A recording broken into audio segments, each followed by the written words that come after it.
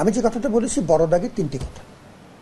ডাকসু নির্বাচন অত্যন্ত চ্যালেঞ্জিং, বহুমুখী অভ্যন্তরীণ বহিস্থ চ্যালেঞ্জ আছে।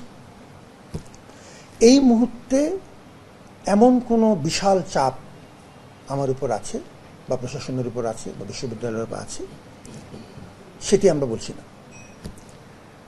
এই জাতীয় কাজে 2 নম্বর আমার যে মেসেজ সেটি হচ্ছে এই ধরনের কাজে চ্যালেঞ্জ থাকবে দেখেই প্রতি বছর ডাকসু হয়নি, থাকবে দেখেই সব প্রশাসন ডাকসুর ব্যাপারে এগিয়ে আসেনি।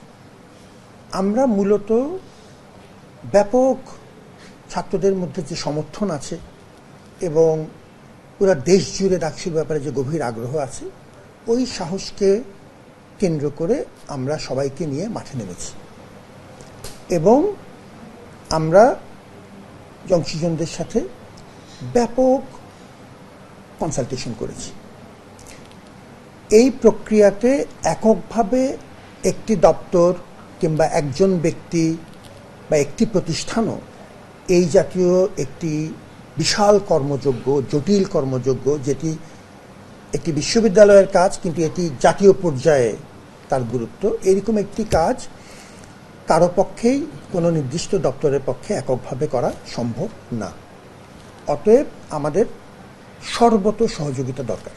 এটা হচ্ছে আমার 2 নম্বর মেসেজ। 3 নম্বর মেসেজ হচ্ছে এই সহযোগিতা আমি পাচ্ছি কি পাচ্ছি না, কোন কোন ক্ষেত্রে আমার সহযোগিতা আরও বেশি দরকার, যেটাকে আমি প্রতীকী অর্থে বলেছি যে আপনি আমার হাত ধরে আছেন কিনা।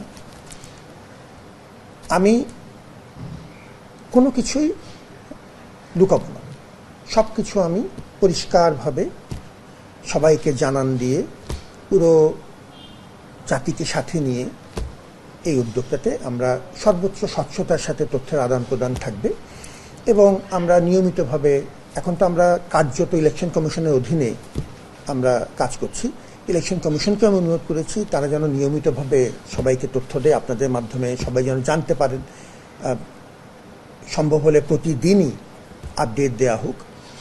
এবং এই 3টি বিষয়ে আমি বলতে যাচ্ছিলাম যে আমি কোনো পর্যায়ে কোনো তথ্য যাতে কোনো জায়গায় আমরা না লুকাই, সবসময় যেন বলতে থাকি, সেটি নিশ্চিত করতে চাই, সবাইকে নিয়ে কাজটা করতে চাই এবং এটি একটি বড় মাপের চ্যালেঞ্জের কাজ, এটি নিয়ে আমি কোনো লুকোছাপা করতে চাই না।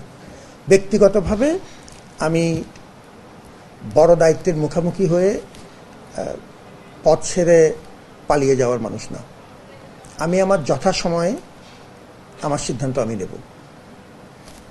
এই মুহূর্তে আমি আল্লাহর নামে এবং আপনাদের সবাইকে সাথে নিয়ে একটি বড় চ্যালেঞ্জ ইলেকশন কমিশনের সহযোগিতায় আমরা মোকাবেলা করছি।